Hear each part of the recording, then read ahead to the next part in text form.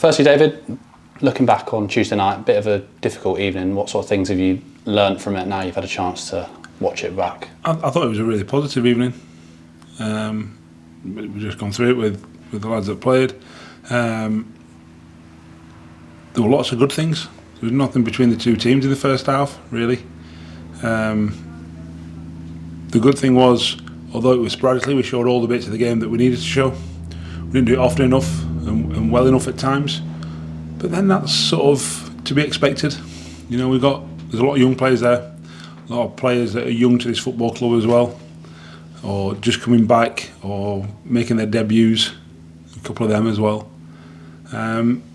So actually, I was actually quite pleased that what we did show, albeit in patches, was positive. So yeah, the scoreline might reflect something different, but actually I thought, like I said, we showed in patches what we hope to show in a more consistent basis. So yeah, I think Doncaster are a good team, League One team.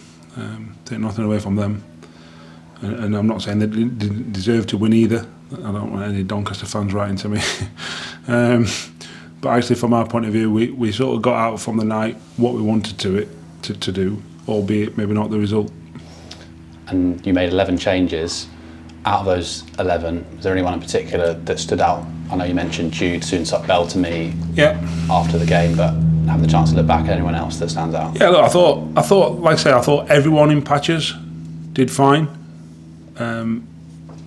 You know, and that's, we've got to then now get that on a more consistent basis from all of them. But the good thing is that because we know they did it with the ball and without the ball and in transitions both ways, we know that they can do that. And that's the pleasing thing. We're not going to have to teach them anything new or do anything that they might not have known or not have learnt before. So that they're picking up things. Then it's just a case of being more consistent with it. So they were all fine in them patches, in them moments. Like I say, I thought Jude was very good. Justin was very good. Neo was good. Jamie was good. Rosie was fine, more than fine. So we've got all them, different people that are going to play a huge part in our season and already have done. So, hopefully that'll continue. And fans were already pleased to see the first competitive appearance for Zach Gilson, and it's just great to have him back in the squad, isn't it? Because it's a frustrating time being out. I think I said after the game, it made my night, seeing him back on a football pitch in a competitive game. Obviously he played 30 minutes against Chesterfield last Monday. But to see him actually in a competitive game, we can knock the competition as much as we want or big it up as much as we want. They're still competitive games, and they might not be as intense or as fully intense because the crowd or the emotions are not fully there or whatever. However you want to downplay it, the fact is it's a competitive game, and Zach Gilson was on the pitch, and that was worth me attending the game. Although I would have for all the other reasons, but just that in itself gives me enormous sort of satisfaction that he's starting the journey with us, and that's really important. He's got a long way to go to training wise and game wise and getting in the team, but he's a good player, and hopefully this is the start really. And looking away from the available players, a player we haven't spoken about in a little while is Doug Tharm. How's he getting on? Yeah, he's coming along fine. He's coming along fine. I couldn't tell you when he's due back. He's coming along fine. I know he is. Obviously we've got him and Henry and Cam. Cam's obviously a while away, and Henry's, we've had good news with Henry, but it's still a few weeks. Doug, I'm not quite sure actually when he's due to be back. That's the truth. Because I let him get on with it.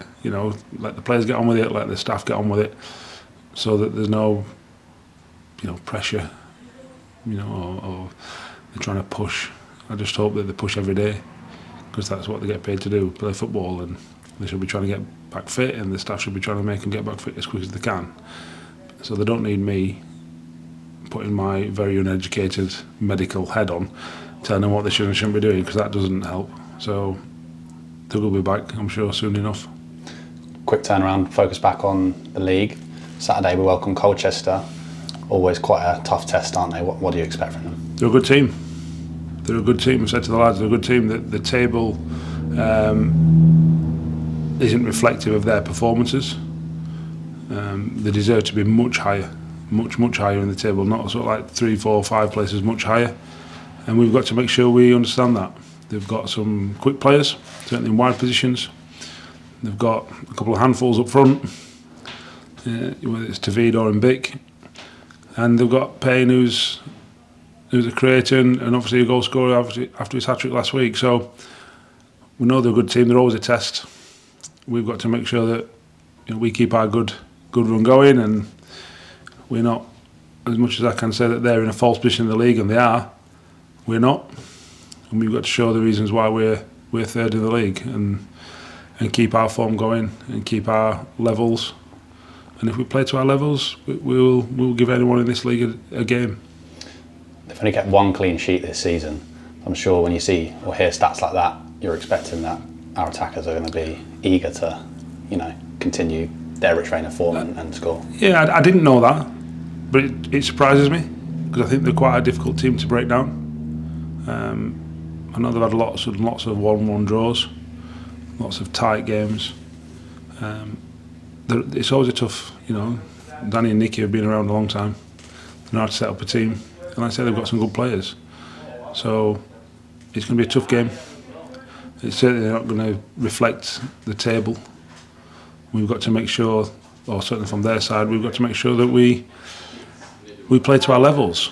And if we do, and our threats on either side of the pitch and down the middle, from various different players, both starting and coming off and coming on the bench, from the bench, we've got to make sure we take advantage of any mishaps that they might have and create chances and score goals. And if we do that, then hopefully we'll have a good afternoon.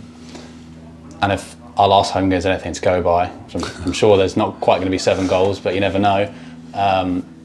That's the big selling point for supporters, isn't it? To come down and back the lads and see our exciting brand of football that we're playing. Yeah, Sean showed me something last week. I don't know if it's still the case with the top scorers in the whole country.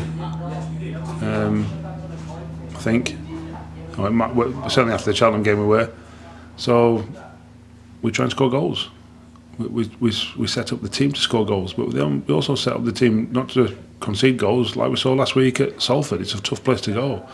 So I took a couple of managers yesterday at an event I was at, and they were saying, they was at the game and they were like proper away performance. It's sort of reflective of what we said. Because Salford will be up there this year. They've spent a fortune, and they'll be close. So we've got to carry on scoring goals and not conceding any. And if we do that, then hopefully we'll have another good afternoon.